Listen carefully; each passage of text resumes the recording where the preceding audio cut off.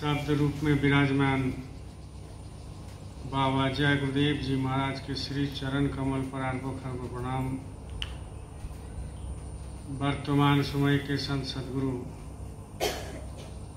बाबा उमाकांत जी महाराज के श्री चरण कमल पर अरबों खरबों प्रणाम। सभी सत्संगी प्रेमी भाई बहन सबको मेरा सादर जय गुरुदेव।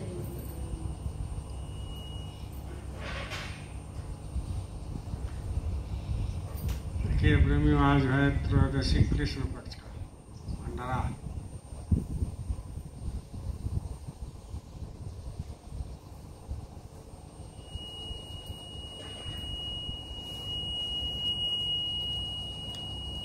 मालिक का आदेश है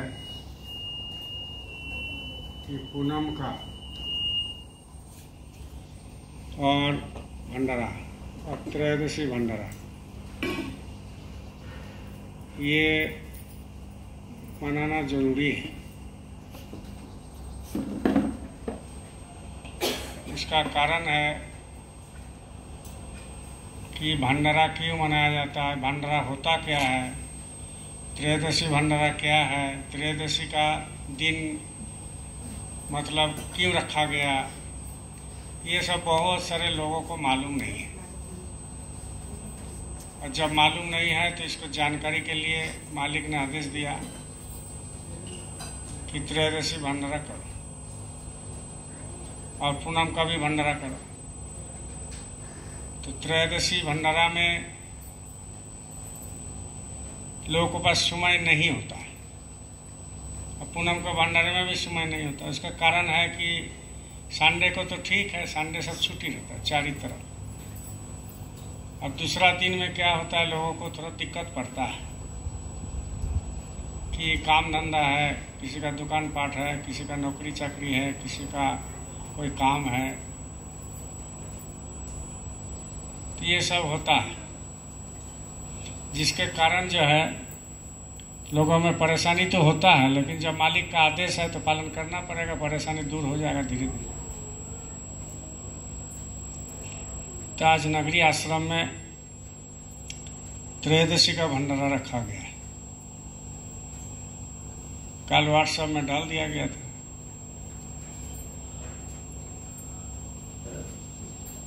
सत्संग जो हुकुम साहब आए थे, उच्च कोटि का सत्संग था।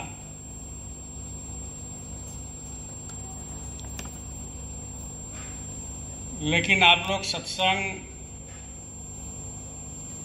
हर सप्ताह सुनते हैं, हर सप्ताह। और उन्होंने जो जो बात बताए हैं, एक दो कहानी छोड़ करके सब आप लोगों को सुनने को मिलता है नगरी में हर हफ्ता।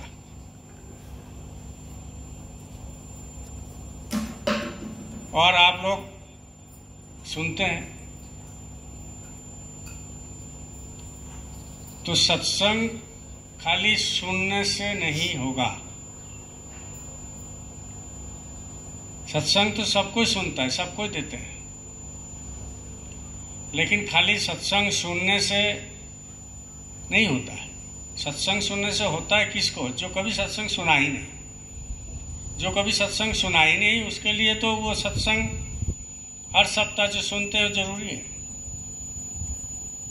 लोग जगह जगह जाते हैं, सत्संग करते हैं, जरूरी है, सुनते भी हैं। लेकिन जिन्होंने सत्संग सुन के गुरु का सानिध्य में आ गया और गुरु से प्रेम करने लगा और गुरु का नामदान मिल गया, तो उसके लिए भी सत्संग जरूरी है। लेकिन सत्संग का मेन अर्थ है कि आपके अंदर जो बैठे हुए हैं सत्संग के रूप में, जो सुना रहे हैं, बोल रहे हैं, जिसके पावर से आप बैठे हुए हैं, वो तो आप लोगों का अंदर में है, हमारे अंदर में। तो जो सत्संग सुनते हैं नामदान लेने के बाद, उनको हमेशा निरख परख होना चाहिए। हमेशा सो जाता है तो अलग बात, लेकिन हमेशा निरख परख होना चाहिए कि भाई सत्संग में जो बोला जाता है वो कर रहे हैं कि नहीं कर रहे। नहीं कर रहे हैं तो सत्संग में कोई फायदा नहीं होगा, आगे का रास्ता रुक जाता है। और अगर कर रहे हैं तो उसमें गुरु से प्रेम होता है, सत्संग से प्रेम होता है, संगत से प्रेम होता है, वो सब कुछ करने लगता है। और जब सत्संग होता है तो उसमें रस मिलता है। लोग सत्संग आते हैं तो रस कहीं नहीं मिलता है, नींद आएगा, आलस लगेगा, मन में आएगा कि कब खत्म हो, भंडारा खा के चले जाए। कभी लगेगा कि अरे ये तो हम फलाना दिन सुने हुए थे। तो बात सही है, सुने हुए थे तो किया क्या आपने? जब आपको रस नहीं मिल रहा है तो इसका मतलब आप समझ लीजिए वो सत्संग सुने नहीं है, वो एक ड्यूटी बजा रहे हैं। कोई आदमी ऑफिस में जाता है तो ऑफिस में जा करके एक आदमी जाता है ड्यूटी बजाने, टाइम पास करके किसी तरह पैसा ले ले, और एक आदमी जाता है कि पैसा भी मिलेगा और ईमानदारी से काम भी करे, दोनों काम करता है। और एक आदमी खाली वहां साइन कर दिया, साइन करके दिन भर का ड्यूटी का जो पैसा है वो पैसा ले लेगा महीने के बाद। और एक जो होता है वो सबकी सेवा भाव से जाता है। कोई बोलता है ना कि साहब ये वाला कर दीजिए, साहब वो वाला कर दीजिए, साहब वो वाला कर दीजिए, तो बोलता है तो बड़ी मुस्कुरा करके। बैंक में आप जाइए, कोई कोई सेवादार है जो मुस्कुरा करके वो काम करते हैं। और कोई कोई ऐसा बैंक स्टाफ है वो चाह रहा है कि सुबह 10 बजे आए, 11 बजे आए, किसी तरह 5 बजे और भागे, और उसके बीच में उसका नाश्ता करना, 2 बार बाथरूम जाना, पेपर पढ़ना, 10 आदमी से गप मराना। तो ये एक एक आदमी का फितरत में होता है। तो वो क्या करता है? वो करता है कि किसी तरह हमको महीना हो जाए, पैसा मिल जाए। और एक जाता है कि सर ये वाला कर दीजिए, वो वाला कर दीजिए, ऐसे कर दीजिए, हमारे साथ ये तकलीफ है, तो वो उठ के काम करता है। ऐसे बहुत बैंक स्टाफ से हमारा परिचय, उठ के काम करता है। मतलब वो अपने को ठान लिया नहीं, हमको जिसके लिए पैसा ले रहे हैं, हमको जिसके लिए पैसा मांग रहे हैं, सरकार हमको दे रहा है, तो उसका एवरेज में सरकार को हमको कुछ देना चाहिए, तो वो काम करता है। तो जब वो काम ज्यादा दिखाता है, करता है, तो उसको प्रमोशन भी होता है। ऐसे थोड़ी वहीं पर बैठा रहता, क्योंकि सबका नजर में है कि क्या काम कर रहे हैं, नहीं कर रहे हैं। एक गुड इफेक्ट जो है, एक पॉजिटिव रिजल्ट उसको ऊपर महल में पहुंचता है, बैंक मैनेजर से पहुंचता है, उसके ऊपर में कोई उसके ऊपर में पहुंचते पहुंचते एक दिन उसका क्या होता है, एक दिन उसका प्रमोशन होता है। और किसी बैंक में वो एक दिन मैनेजर हो जाए, ऐसे बहुत होता है। वैसा ही है सत्संग। सत्संग में आते हैं तो कोई आदमी मन में सोचेगा कि जल्दी खत्म हो जाए, जल्दी चले जाए, आज ये काम है, कल वो काम है, अच्छा नहीं लगता है, चलो मालिक बोला है तो एक बार बैठ जाते हैं, नहीं तो हो सकता है मेरा परा खत्म हो जाए, हो सकता है मेरा बीमारी खत्म हो जाए, तो चलो एक बार बैठते हैं। और क्या करते हैं, मन में ये आता है कि बैठते हैं तो चलो कम से कम रजिस्टर में नाम तो दर्ज होता है मालिक का, हम कुछ करें ना, मालिक तो देख रहा है। तो मालिक तो सबको देखता है, मालिक सबको देखता है, लेकिन हमारे और आपका कर्तव्य क्या है कि हमको जो चीज मिला नामदान, हमको जो धन मिला, उस धन को हम 1 रुपया से कैसे 10 रुपया करें, 10 रुपया से कैसे 50 रुपया करें, 50 रुपया से कैसे 500 करें। सांसारिक रुपीज का बात नहीं कर रहा, रुपया का। जो धन हमको मिला, एग्जाम्पल दे रहे हैं कि हमको कैसे आगे बढ़ना है। तो आगे बढ़ने के लिए आपको करना चाहिए क्या? आगे बढ़ने के लिए आपको ज्यादा से ज्यादा समय देना चाहिए। और ज्यादा से ज्यादा मतलब गुरु महाराज ये नहीं बोल रहे हैं कि आप 24 घंटा हमको रखते रहो।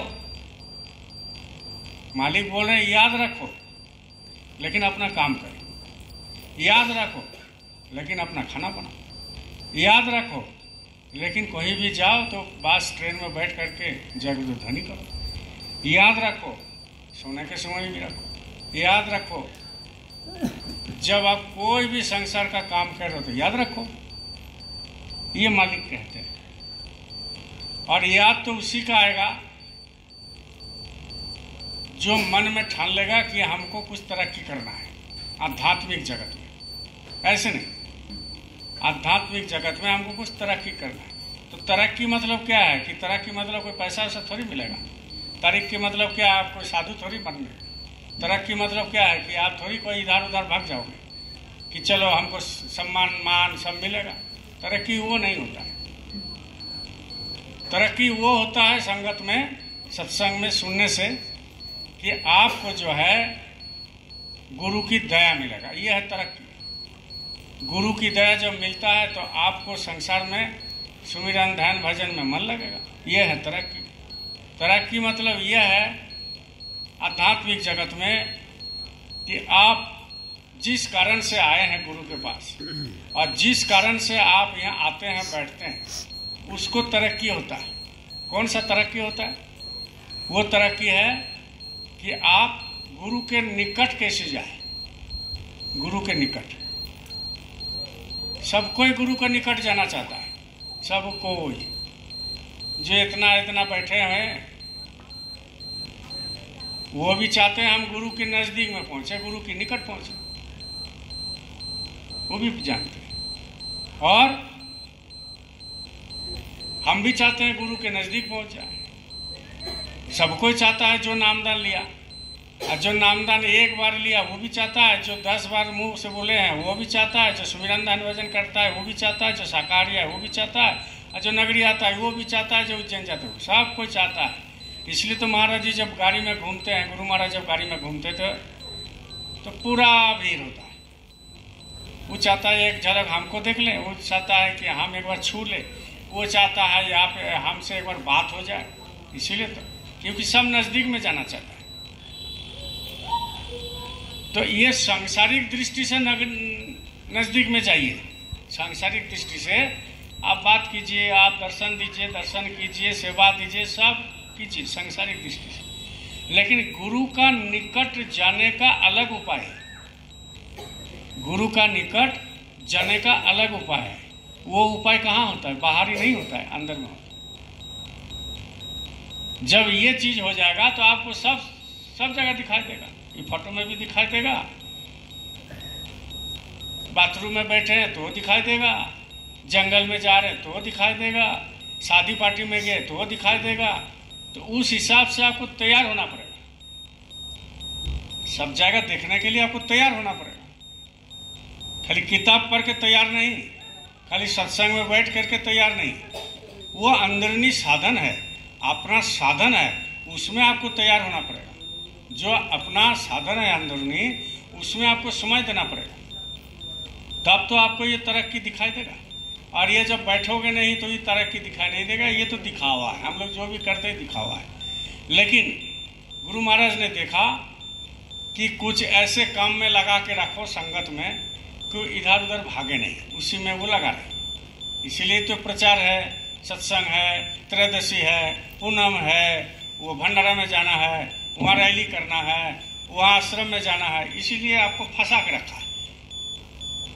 क्योंकि हम तो फंसने वाला, आप लोग तो फंसने वाला है, दूसरा चीज खोजते हैं। तो गुरु देखा है कि एक बाउंड कर दे। देखना कोई कोई दीवार में लिखा हुआ है, यहाँ पेशाब करना मना है, लिखा हुआ है।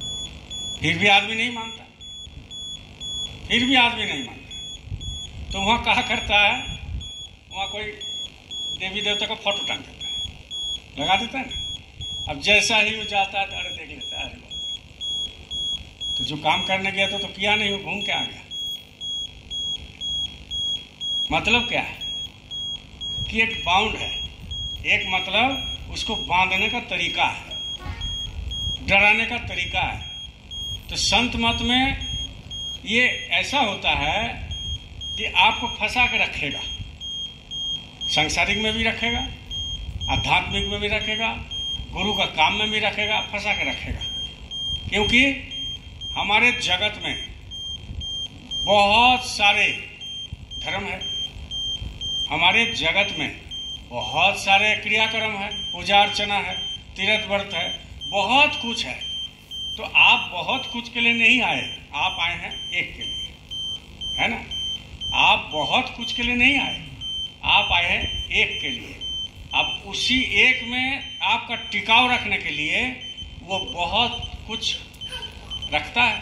लेकिन संत मत में बहुत कुछ से कोई मतलब नहीं। वो क्या करते हैं, दुनिया में जो बिरादरी है उस बिरादरी से आपको अलग करता है, उस बिरादरी से आपको अलग करता है।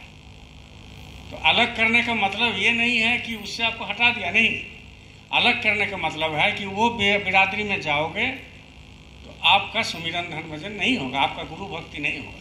और हम जो बिरादरी बनाए, जय गुरुदेव संगत, संत मत की संगत, ये जो बनाए हैं गुरु महाराज जो बनाए हैं, तो इसमें आपको उधर से अलग करके इधर लगाना, उधर से अलग करके इधर लगा देना। तो उसमें क्या होता है कि आपका गुरु को याद रहेगा। ये टोपी पहनने का क्या मतलब, टोपी से क्या होता है, क्या होता है टोपी से? टोपी तो हम कुछ भी पहन सकते हैं, माथा में ढकने के लिए टोपी कुछ भी पहन सकते हैं, लेकिन गुरु महाराज का आदेश है, महाराज जी का आदेश है, क्या आदेश है कि नहीं, गुलाबी पहनो, गुलाबी पहनो। तो गुलाबी पहनो मतलब, और ये भी बताते हैं कि गुलाबी पहनने से आपका सब जगह सुरक्षित रहेगा, सुरक्षित रहेगा। तो आदमी तो स्वार्थी ना है, स्वार्थी है। तो वो जब देखेगा कि यार हमारा सुरक्षा होगा तो पहनना जरूरी है, तो पहनेगा वो।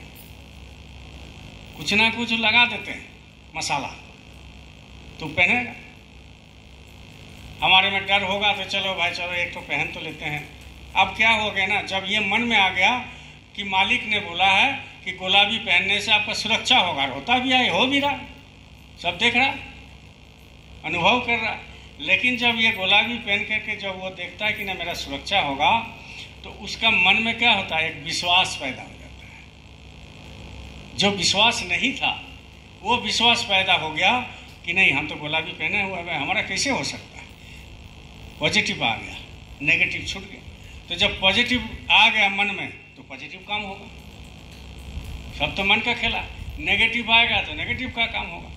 मन में आप सुबह से उठ के सोचिए कि आज मेरा दिन नहीं जाएगा, अच्छा नहीं जाएगा, जाएगा नहीं जाएगा अलग बात है, लेकिन सुबह से ही आप सोचिए ना कि आज मेरा दिन अच्छा नहीं जाएगा। हमको ऐसा लग रहा है आज मेरा दिन अच्छा नहीं, आपका दिन अच्छा नहीं जाएगा।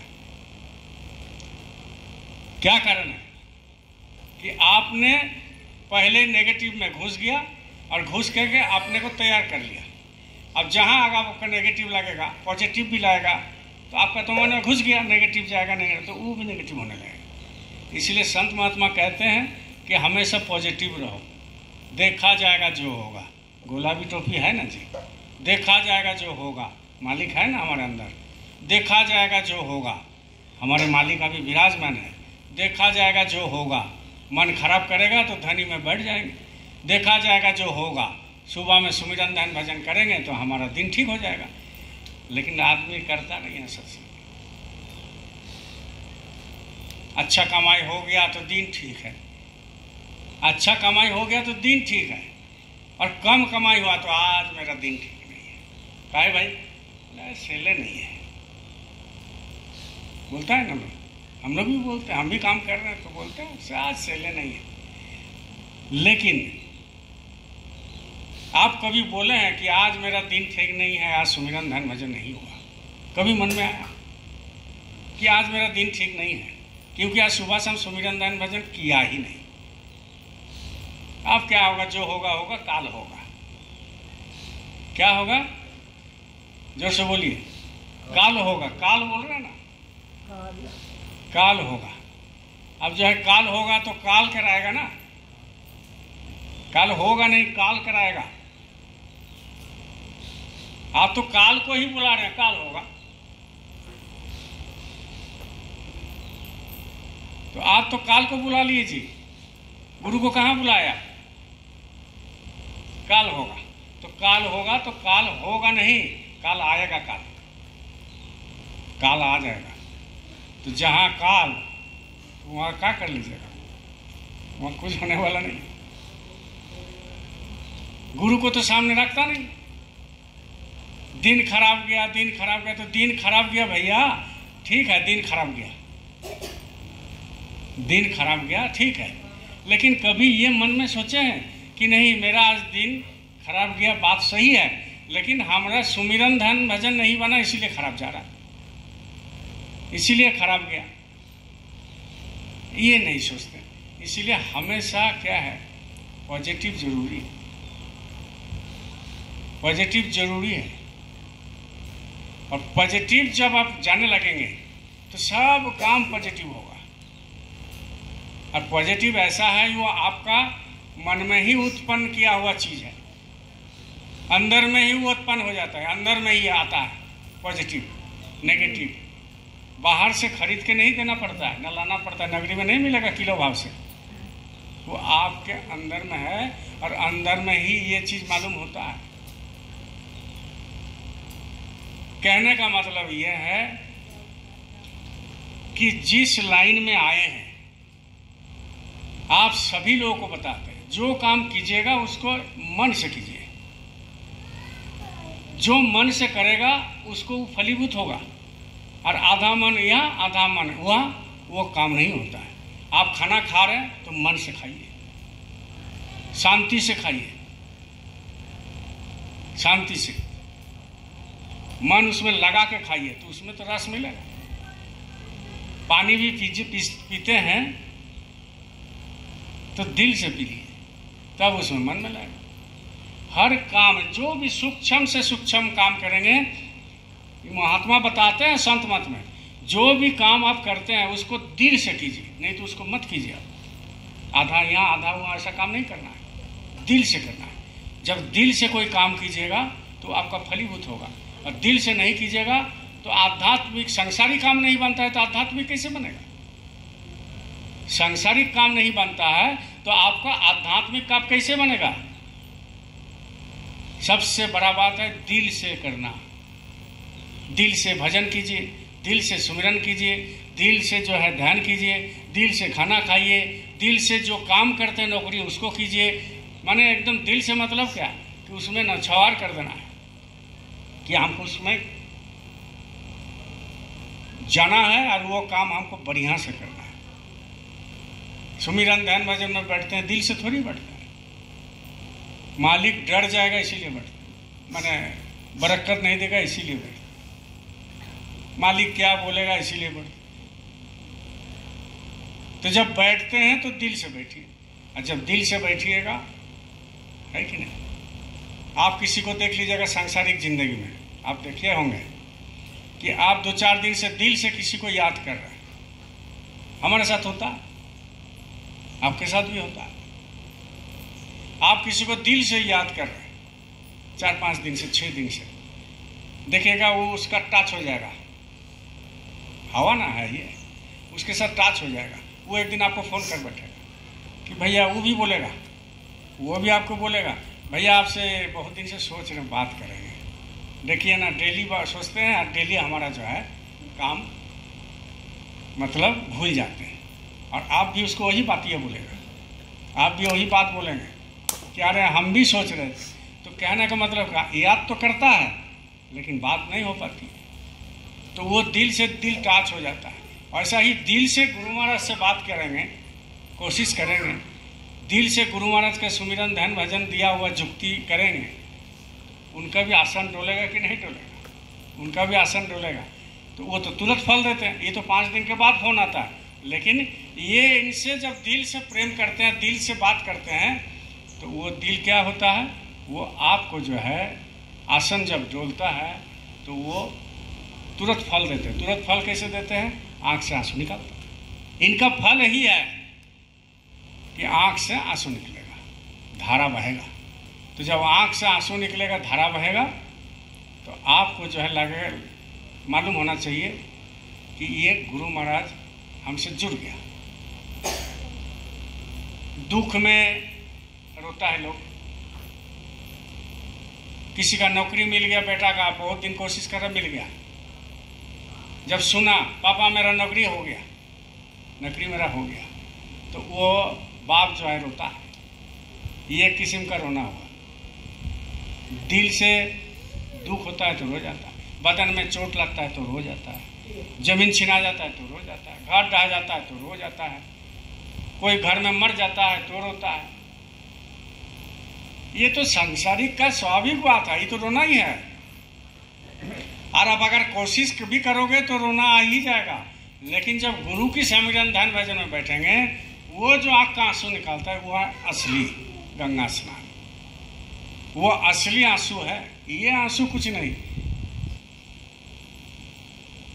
एक आदमी बहुत ज्ञानी था, बोलिए जय गुरुदेव, जय गुरुदेव।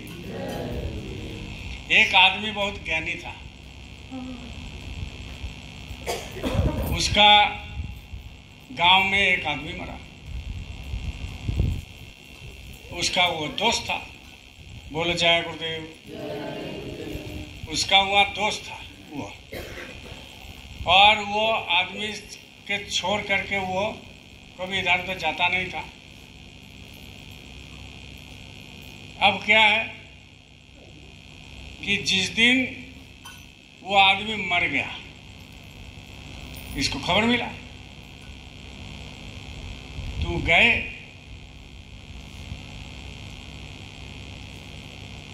तो पत्नी जब रो रही है तो ये समझा रहे हैं कि बहन जी रोइए मत, सबके साथ एक दिन ऐसा ही होगा। ऐसा ही नहीं बोलता है संसारी में, ये रटा रटाया बात हो गया, और उसके अलावा कुछ उसके बाद बातें नहीं। ये रटा रटाया बात हो गया, यही बोलता है खाली, सब संसार में, सब घर में, बहन जी रोइए मत, ये सबको जाना है, ये हमको भी जाना है, आपको भी जाना है, सबको भी जाना है। मेरा पत्नी भी जाएगी, आपका पति चले गए, हो सकता है मेरा पत्नी पहले जाए, तो रोइए मत। ये संसार का नियम है, भगवान बनाया है, सबको जाना है, सब कुछ छोड़ के जाना है। इतनी बड़ा महात्मा का बात करेगा, सब कुछ छोड़ के जाना है। अब 1-1.5 साल के बाद उसका पत्नी मर गया, वही बात इसका लग गया, इसका पत्नी मर गई। अब वो आई इसका घर में, और ये खूब रो रहा है। ज्ञान देना आसान है, पालन करना आसान नहीं है। अब ये रो रहा, एक पुरुष होकर के, भाई 70-80 साल रहा, ये रो रहा, अब हम कैसे रहेंगे, अकेला पड़ गए, कौन रोटी बना के देगा, ये सब अपना बोलने लगा। तब उसका पत्नी वो दूर से देख रही थी कि हमको बड़ा बड़ा ज्ञान दे रहे थे कि ये संसार ऐसा ही है, सबको मरना है, हम भी जाएंगे, हमारा पत्नी भी जाएगी। तो वहाँ तो सब लोग रहता है, तो वहाँ जाके कान में क्या बोलेगा। सब हो गया तो 10वां दिन आए और उसको बोला कि भाई साहब, आप उस दिन हमको बोल रहे थे ये संसार का नियम है, तो आप क्यों रो रहे थे? आप तो ज्ञानी हैं, आप तो जान गए ऐसा ही है संसार, आप तो ज्ञानी हैं। तो बोल रहे कि बात आपने सही बोला, लेकिन ये संसार का नियम है, बोलना पड़ता है। ये संसार का नियम है, ये बोलना पड़ता है। हमारे बंगाल में बहुत सारे ऐसे गांव हैं जिसका कोई नहीं है, इधर झारखंड में भी है, कोई नहीं है उसका रोने का, तो भाड़ा करके बुलाते हैं। लाश पड़ा हुआ है, भाड़ा करके बुलाते हैं कि आइए थोड़ा सा रोने का, कोई नहीं, आप रो दीजिए। अब 5-6 को ऐसा झुंड रहता है, जैसा हरिनाम करने का झुंड रहता है ना, बजा गजा लेकर हाजिर हो जाएगा, वैसा ही ये मृत्यु में भी एक झुंड रहता है। वो 5-7 को लड़की लेडीज रहेगी, उसका आदत है रोने का, आँख से आंसू नहीं निकलेगा, रोने का आदत। अब वो लोग को बुला लिया, वो गांव के हुए, यहाँ आदमी मरा तो वहाँ से रोते हुए आएगा, मालूम है, चेक पोस्ट से। दूसरा आदमी क्या सोचेगा कि इसका कोई अपना आदमी है, अब वो चेक पोस्ट से रोते हुए आएगा, अरे मैया फलाना ठिकाना, अपना अपना भाषा, और रोते रोते इसके पास आएगा तो सब किनारे हो जाएगा, सब किनारे हो जाएगा, और वो आके घुस जाएगी घर में, आंगन में, और उसको जो है लिपट लिपट के रोएगी। तो जान रहे जितना रोएंगे उतना माल मिलेगा, तो भाड़ा करके लाए। भरा करके लाए। तो कहने का मतलब यह है, ये संसार में ये नियम कायदा है रोने का, और इसमें कुछ रस नहीं है। आज तक आपने देखा है जिसका घर में आदमी मर गया, किसी का घर में आदमी चले गए, चाहे पुरुष हो, चाहे स्त्री हो, चाहे बच्चे हो, 1-2 दिन तक वो खाना नहीं खाएगा, लेकिन 3 दिन के बाद से भरपेट फिर खाएगा। अगर उतना ही मानते हो तो 10-20 दिन भूखा रखो, 10-20 दिन भूखा रहिए। भाई हमको भूख नहीं है, हम नहीं खा सकते हैं, हमको पता नहीं, हमको उधर से जाएगा ही नहीं, निकल नहीं सकते हैं हम, इतना दुख होना चाहिए, लेकिन ये दुख नहीं रहता है। वो 3 दिन के बाद फिर खाने लगा, मशरूम पनीर सब खाने लगेगा। समझ गए ना? तो ये संसार का ये नियम है। और एक संसार का क्या है कि एक मतलब नाटक है, इसको नाटक समझिए, रोल समझिए, नाटक। तो संत मत में यही सिखाता है कि नाटक करना नहीं है, असली नाटक अंदर में हो रहा है। बाहर का नाटक वो नाटक है, वो एक रोल है, एक सिनेमा का पर्दा है, एक सिनेमा है, एक फिल्म है। लेकिन जो अंदर में है, जो फिल्म चल रहा है, जो रोल चल रहा है, जो रील चल रहा है, इसको तो कम से कम याद कीजिए। तो सदगुरु कहते हैं कि तुम बीमारी में रोते हो, तुमको दर्द लगता है रोते हो, सुख में रोते हो, दुख में रोते हो, जमीन छिना गया तो रोते हो, इधर रोते हो, वहाँ रोते हो। लेकिन मेन बात यह है कि हमारे लिए रो। जिस दिन गुरु के लिए रोने लगेगा तो जीवन सफल हो जाएगा, धन्य हो जाएगा। सांसारिक दृष्टि से आपको लगेगा कि गरीब है, सांसारिक दृष्टि से लगेगा कि नहीं ये आदमी कोई काम का नहीं है, कोई काम का नहीं। जब पैदा होता है तो दुर्बल लगता है, उसे कुछ काम नहीं होने वाला। जो पैदा होता है, बच्चे हो चाहे हम लोग भी पैदा हुए हैं, तो उसमें क्या है, उसमें दुर्बल है, मतलब उसमें कुछ काम नहीं होता है। और जब मरने लगेगा तो भी उससे कुछ काम नहीं। जब मरने लगता है तो सुता हुआ है, उसे आंख नहीं दिखाई देता है, हाथ नहीं उठता है, तो उससे क्या होगा, उससे कोई काम नहीं होगा। तो दोनों तो बराबर हो गया। पैदा हुए तो आपसे कोई काम नहीं होगा, जाने लगे तो कोई काम नहीं हुआ।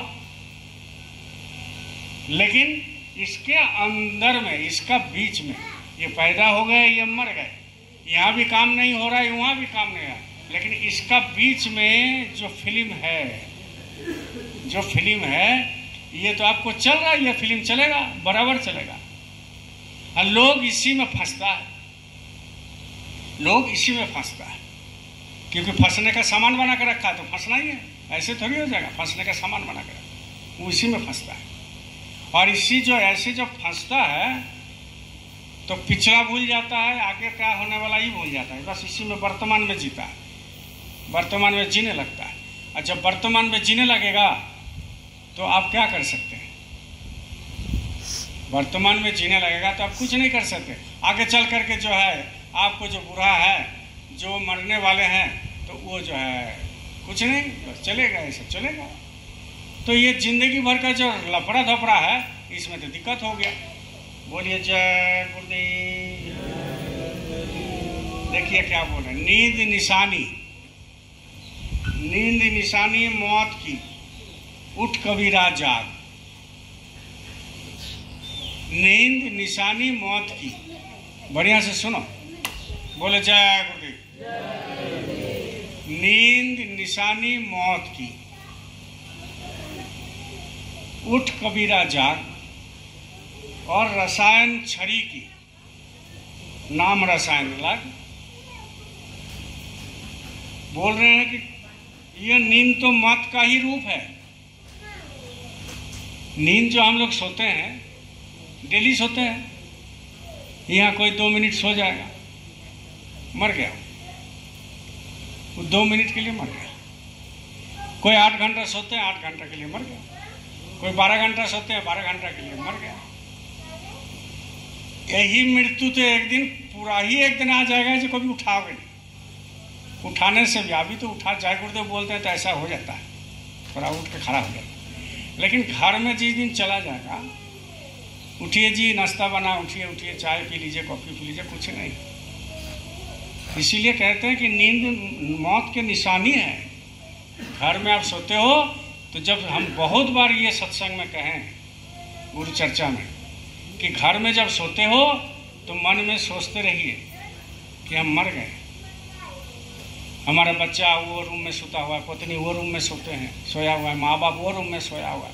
अभी अगर हम मर जाते हैं, अभी अगर हमारा शरीर छूट जाता है तो वो लोग हमारे साथ जाएगा क्या?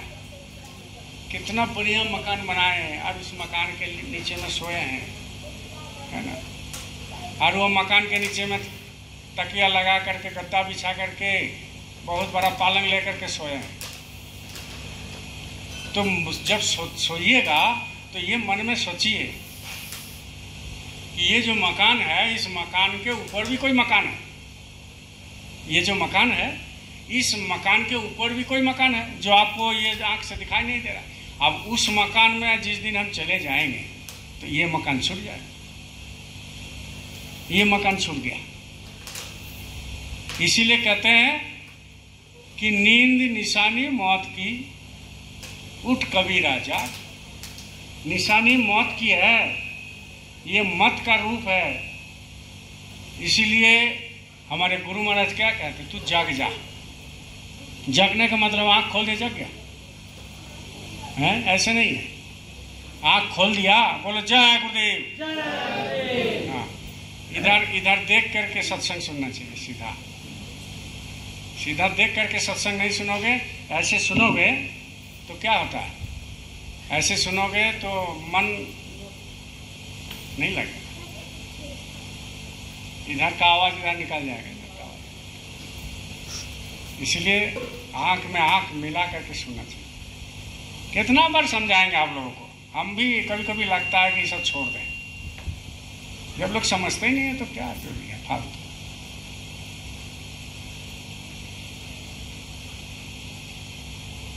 तो इसीलिए कह रहे हैं गुरु महाराज, तू जाग जा। जाग जा मतलब आंख खोल के जाग जाना नहीं है। जागने का मतलब है कि हम किस दिशा में जा रहे हैं, क्या करने जा रहे हैं, क्यों पैदा लिए, मरेंगे तो कहाँ जाएंगे, क्या खाना चाहिए, कैसे रहना चाहिए। यह है जाग जा, माने जागो, जाग जाइए। और अन्य कामों को छोड़कर, दूसरा कामों को छोड़कर मन को भगवान का नाम रटने में लगा दीजिए। बता रहे ना। और रसायन छरी के, कबीर साहब का भाषा है, नाम रसायन लग। जो आपको नाम का रसायन मिला है, रस, उसमें लगो। और वो कैसे लगेगा, वो गुरु की दया बिना होगा नहीं।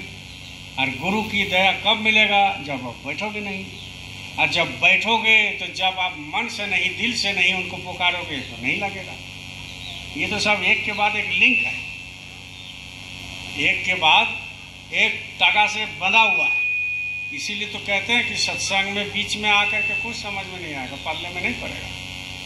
शुरू से सत्संग सुनो अंतिम तक, तब तो कुछ फायदा है, नहीं तो वैसा ही रहेगा। सुनते रहोगे, सुनते रहो। बोलो जय गुरुदेव। तो ये क्यों लगेगा, नहीं लगेगा। इसीलिए ये माया का बात है ना, माया का बात है। तो माया का बात गुरु महाराज हमेशा बोलते थे, महाराज जी भी मन से बोल रहे, डेली बोल रहे। क्या बोल रहे हैं कि माया की छाया की छाया की छाया, उसमें आप है। माया की छाया की छाया की छाया की छाया में है आप। माया देखा कहाँ? लोग हमेशा बोल देते हैं, आप देखेंगे, अरे माया फंसा दिया। माया को तुम देखा अभी तक? क्या है माया फंसा लिया। माया का छाया भी तुमको नहीं फंसाया, वो कौन फंसाया ये माया भी नहीं जानता हो, तो खाली माया फंसा लिया। माया का चक्कर में भैया कल पड़ गए थे, सत्संग नहीं है। माया का चक्कर में पड़ गए तो जान रहा है, माया का चक्कर में पड़ गए तो भैया अब माया का चक्कर में, काल का चक्कर में, ये तो बहाना हो गया सत्संगी का, क्योंकि गुरु महाराज से सुन के रखा। अब तो कोई उसके पास चारा है नहीं बोलने का। माया का चक्कर में, काल का चक्कर में पड़ गए भैया। काल हम लोगों को नहीं सताता है जी, तुमको कैसे सताता? काल का चक्कर में पड़ गए। अब बेचारा काल कुछ किया भी नहीं होगा, वो बेचारा काल कुछ किया भी नहीं होगा, लेकिन तुम उसको दोष दे रहे हो तो तुम्हारा पाप चढ़ेगा नहीं? उसमें तो तुम्हारा भी पाप चढ़ेगा। वो बेचारा कुछ किया ही नहीं, अब तुम उसका नाम दे दो। अब हम कुछ किया ही नहीं, तुम मेरा नाम दे दो, तो तुम्हारा पाप चलेगा। वो काल इतना बड़ा भगवान है ना, उनके पास भी बहुत सारे पावर है। तो खाली तुम ही है क्या कि तुम्हारे पीछे लगा हुआ? तुम्हारा ही पीछे लगा हुआ है। और गुरु महाराज कहते हैं कि जो सुमिरन ध्यान भजन करता है, जो गुरु भक्ति करता है, वो काल से भी नहीं डरता। काल उसको कुछ नहीं बिगाड़ सकता। आज 34 साल मेरा हो गया, काल जो है कितना लगा हमारे पीछे, लेकिन हम समझते काल नहीं लगा, हमारा ही गलती है सो लगा। काल काहे लगेगा? काल उसी को पकड़ता है जिसका गलती है। काल उसी को पकड़ता है जिसका गलती है। अब वो गलती हो गया तो पकड़ लिया, वो भी देखा कि ये गलती करे, हम पकड़े, फिर हम गुरु के पास जाएंगे, कैसा चला आपका? वो ऐसा काम किया, वो जाता नहीं है सत्संग है, तो हमको तो पकड़ना ही। इसीलिए गुरु महाराज कहते हैं ना कि गुरु भक्ति करो तो काल तुम्हारा कुछ नहीं कर सकता है। अब बोलते काल पकड़, बस यही बोल बोल करके 50 साल, 60 साल, 70 साल, 80 साल बीतेगा, और बीत करके काल को दोष देते देते अब उसका कोई काम नहीं। आज के बाद से कम कोई मत बोलना कि काल पकड़ लिया। काल को तुम देखा ही नहीं है। अगर काल पकड़ लेता तो तुम तो एक साधक भी बन जाता। अगर काल तुमको पकड़ लेता एक साधक बन जाता, क्योंकि जब काल तुम्हारे सामने आ जाएगा तो तुम बोलेगा कि तुमको क्या चाहिए बताओ, तो कोई पैसा मांगेगा, कोई रिद्धि सिद्धि मांगेगा, कोई कुछ मांगेगा, कोई कुछ मांगेगा, तो दे देगा कि चलो गुरु से तो कम से कम हट गया, उस रास्ते से हम हटा दिए। लेकिन हम लोग उसको जानबूझ के बोलते हैं, हमारे पास कोई उत्तर नहीं है। काल पकड़ लिया, कभी मत बोलना ऐसा। काल अगर पकड़ लिया आपको तो समझ लीजिए आप सुमिरन में, ध्यान भजन में बैठते नहीं। सीधी सीधी बात है, आपका फर्ज आप खुद कर रहे हो। अपना दोष आप दूसरे को बता रहे हो कि हमारा ही दोष है, काल पकड़ ले। काल कैसे पकड़ लिया आपको? हमारा मुंह से कभी नहीं सुने होंगे कि काल पकड़ लिया आपको, कभी नहीं सुने होंगे। हम बोलते नहीं किसी को। सत्संग में हमारा जाने का इच्छा नहीं है तो बोले भैया आज जाने की इच्छा है, हम काहे उनको दोष देंगे भैया काल को? तो इसीलिए कहते हैं माया मरी ना नाम ना मन मरा। माया मरी ना मन मरा। मर गया शरीर। माया तो मरता नहीं, माया क्यों मरेगा? वो तो और बलशाली है। और मन तो उदंड है। माया मरी ना मन मरा, मन भी नहीं मरेगा, उतना सीधा है, मन मरेगा। मर गया शरीर, वही सब सोचते सोचते शरीर मर गया, इससे कुछ काम नहीं हो रहा।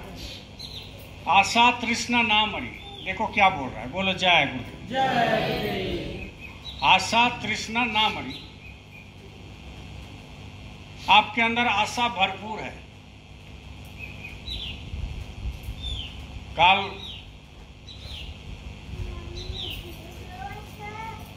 एक आदमी ऐसा ही कुछ डिस्कस हो रहा था गुरु महाराज जी के बारे में, संगत के बारे में। तो वो बोल रहे हैं कि हमको अब खाने का इच्छा नहीं करता है, खाने का इच्छा नहीं करता है। बहुत अच्छी बात है, लेकिन संसार है।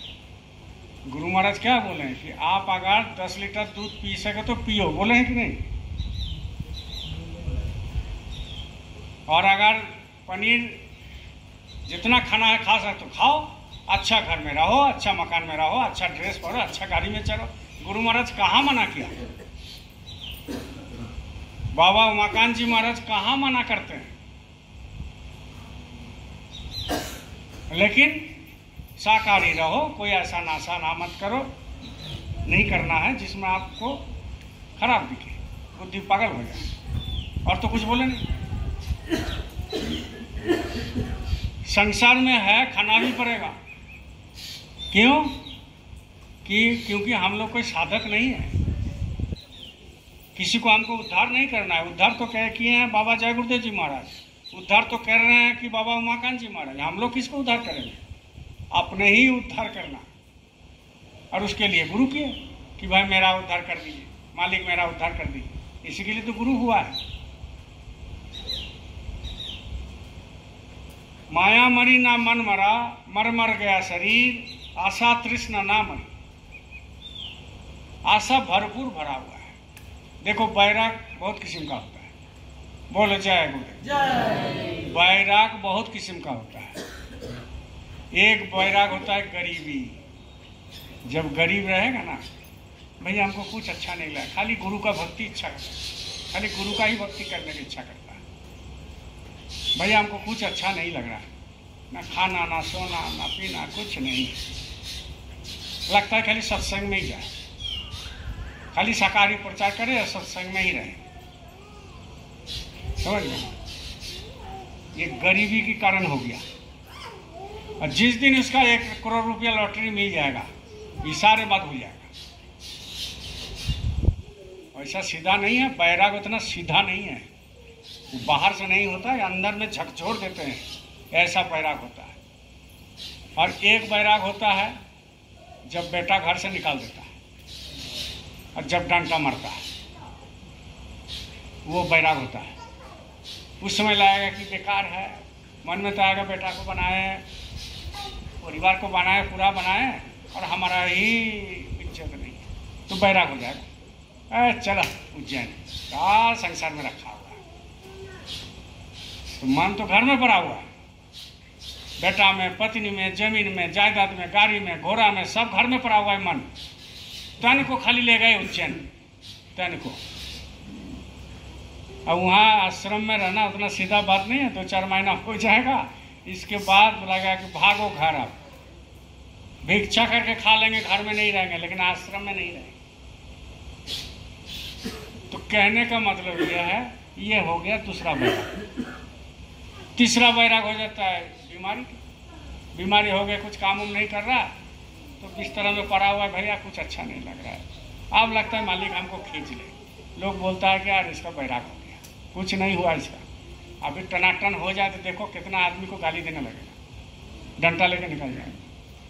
तो ये हो गया तीसरा बैराग। सबसे ऊपर में जो बैराग होता है, आपके पास सब साधन है, गाड़ी है, बाड़ी है, मकान है, जमीन है, जायदाद है, रुपया पैसा भरा हुआ है, पूरा परिवार सुखी है, बेटा खूब इज्जत, बेटी खूब इज्जत, इसके बाद आपको रिश्तेदार अगल बगल सब इज्जत कर रहा है, लेकिन आपको घर में मन नहीं लग रहा है। लगता है कि गुरु का ही सेवा करे। ये है असली बैराग। मतलब सब चीज सब छूट गए, आप देख लिए जिंदगी में कि कुछ नहीं है, फांका है सब, तब आपका लगेगा कि नहीं बैराग है। ये है असली बैराग। लोग इस चीज को सोचते नहीं है। कैसे सोचेंगे? वही मन में एक रखा है ना, काल फंसा दिया, मन में रखा हुआ है, उससे कोई भी बोल देता है, कोई भी मालिक को बोल देते हैं, अरे तुम आए नहीं, मालिक काल फंसा दिया। हम सुने हैं मथुरा में, अरे बच्चों तुम आए नहीं, हुजूर काल फंसा दिया। लो, यहाँ काल को मारने वाला पूछ रहा है तुमको, काल को मारने वाला, काल को डंडा दिखाने वाला ही पूछ रहा है, अरे आया नहीं तुम, सत्संग में बहुत दिन देखे नहीं, और उन्हीं को बोल रहे हो कि काल फंसा दिया। इससे बड़ा तो भक्त और हो ही नहीं सकता।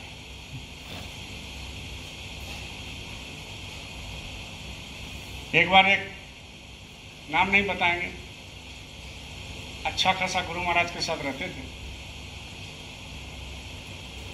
तो अंदर में कोई गोष्ठी उष्ठी चल रहा था, तो मालिक किसी को बोला कि यार उसको बुला के लाओ, बुला के लाओ। गोष्ठी नहीं, भजन में बैठा हुआ, वो आदमी भजन में बैठा हुआ। अब गुरु महाराज जो बुलाया कि यार उसको बुला के लाओ। अब इसके पास आया, बोले जय गुरुदेव साहब, तो उठ गया। बोले मालिक आपको बुला रहे हैं। बोले मालिक को बोल दो ना, भजन कर रहे हैं। अब जाके बोला, बोले कहाँ आई वो? बोले हुजूर तो भजन कर रहे हैं, बोल रहे हैं। बोले भजन कर रहे हैं, मालिक को जाकर बोल। तो बोले पूछ क्या, वो किसका भजन कर रहा है, किसका भजन कर रहा है? फिर गया, जय गुरुदेव साहब। कहा तुम डिस्टर्ब करते हो? बोले मालिक भेजते हैं ना, मालिक पूछ रहे किसका भजन कर रहे हो। तो बोले बोलो जा करके, मालिक जो जुक्ति दिया है उसी में भजन कर रहे हैं, उसी में। फिर आए, मालिक ऐसा ऐसा बात बोले। बोले अच्छा। तो उसको बुलाया, बोले बोलो जिसका भजन कर रहे हैं उसी को बुला रहे, वही बुला रहे। तुम जिनके नाम से भजन कर रहे हो वही तुमको बुला रहे, बुला के लाओ। तो गया, जय गुरुदेव साहब। बोला हाँ बोलिए। चलो मालिक ये बोले हैं कि जिनका भजन में बैठे वही बुला रहे। अब क्या बोलेगा? उसको ज्ञान हो गया, गए। बोले किनका भजन कर रहे थे? बोले हुजूर आप जो जुक्ति दिए हैं उन्हीं का भजन कर रहे। तो कौन बुला रहा था? बोले हुजूर आप बुला रहे। तो भजन में दया करने वाला कौन है? हुजूर आप है। तो तुम मेरा ही बात नहीं मान रहा, तुम भजन में गए हो, तो मेरा ही बात नहीं मान रहा। ऐसे ऐसे भक्त है, दिखाता है भजनानंद। अब मालिक बुलाते हैं तो उसके पास जाते हैं। तो कहने का मतलब यह है, ये सब जो है ना, एक तो होता है, संस्कृत में कहावत है, अल्प विद्या भयंकरी।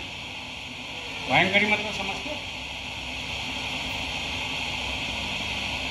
थोड़ा सा अगर किसी का विद्या हो गया तो भयंकर होता है, हम सब जानते हैं। और थोड़ा ज़्यादा होता है वो भी भयंकर है। लेकिन ये जो बीच का जो है, जो सोचता है कि नहीं अभी हम कुछ नहीं जानते हैं, अभी हम बोले जय गुरुदेव,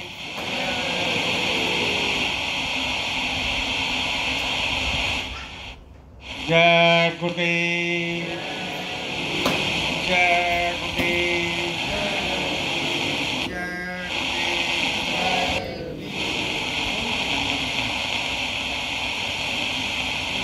जय गुरुदेव। तो ज़्यादा पढ़े लिखे भी मुश्किल है, कम पढ़े लिखे भी मुश्किल है। जो मीडिया में रहता है उसको आप समझा सकते हैं। मीडिया में जो रहता है, इसलिए गुरु महाराज हमेशा कहते थे कि बच्चा एक काम करो, गांव में प्रचार करो, गांव में। रांची में इतना दिन से सत्संग है, डॉक्टर साहब के वहाँ भी होता है ना? कितना बार गुरु महाराज डॉक्टर साहब के वहाँ, कितना लोग आया शिक्षित? रांची में कितना लोग शिक्षित आए? नहीं आए। डॉक्टर साहब एक थे जो शिक्षित थे, बाकी एक दो और थे, लेकिन और शिक्षित कहाँ है? नहीं है। गांव में जाएंगे तो आपको ये गुरु का बताएंगे, बात बताएंगे, संत मत बताएंगे तो फट से समझता है, फट से समझता है। इसलिए कहते हैं कि रात गवाएंगे सोई।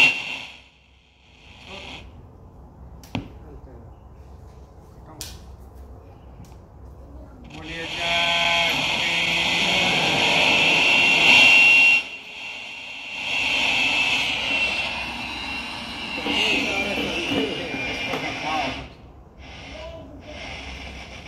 इसको दिखाओगे, इसको एक बार दिखाओ, फिर धोखा देगा कभी। ये सब दुआ हम लोग को सबको मालूम है ना, मालूम है कि नहीं? लेकिन इसका इम्प्लीमेंट नहीं करते। मालूम तो सब कुछ, लेकिन इसको करनी नहीं करते। इतना बड़ा बात है सर। रात गंवाई सोई के, दिवस गंवाया खाए, और हीरा जन्म अनमोल था, कौड़ी बदले जा। आजकल जो मनुष्य मरते हैं वो कुत्ता का जैसा ही वैल्यू है। कुत्ता का जैसे मनुष्य जो मरते हैं ना,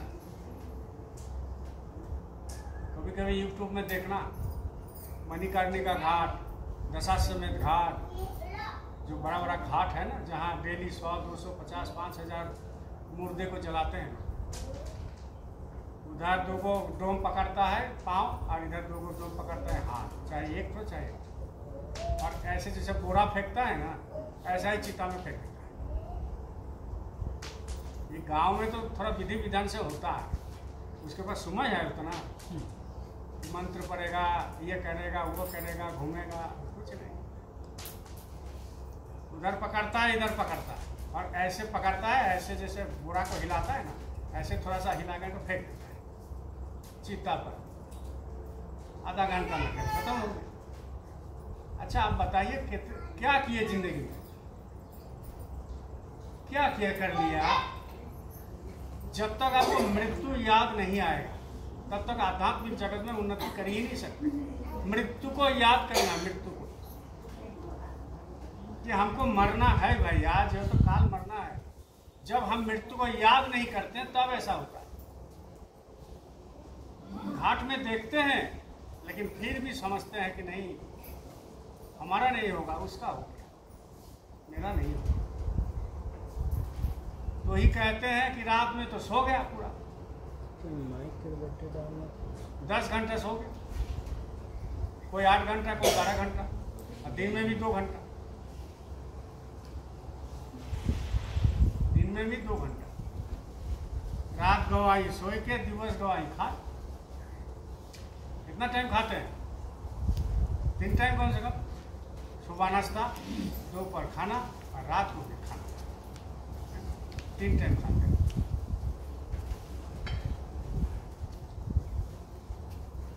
क्या हुआ? माइक का देखो। हाँ, अभी नहीं, थोड़ा सा बाद में। इसीलिए कहते हैं रात गवाई सोई के, दिवस गाय खाए। 3 टाइम खाते हैं, कोई 4 टाइम, कोई 5 टाइम। मारवाड़ी लोग तो दिन भर खाते रहते हैं, दिन भर खाते रहते हैं, कुछ ना कुछ चलते रहता है। और हीरा जन्म अनमोल था। ये जो जन्म है, हीरा है, हीरा हीरा है, इसको मिलना बड़ी मुश्किल है। वो मिल गया आपको, हीरा जन्म है।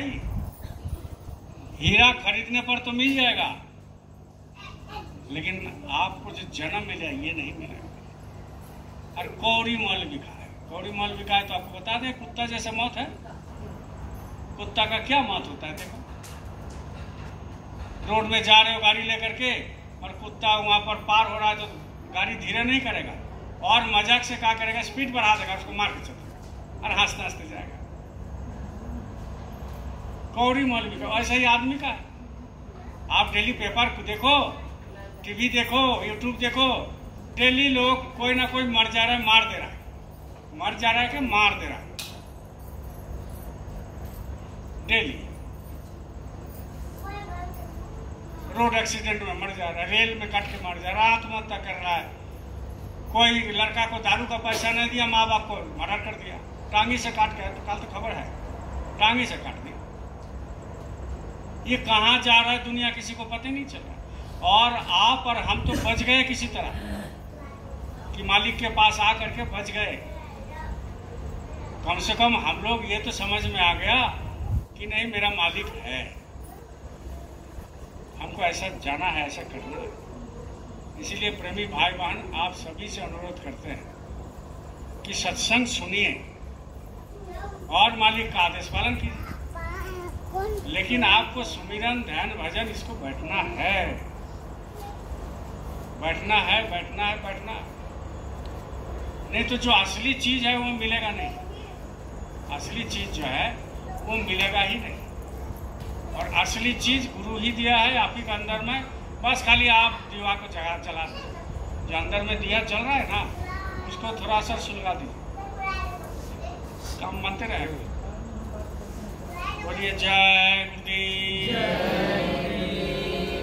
जय गुरुदेव।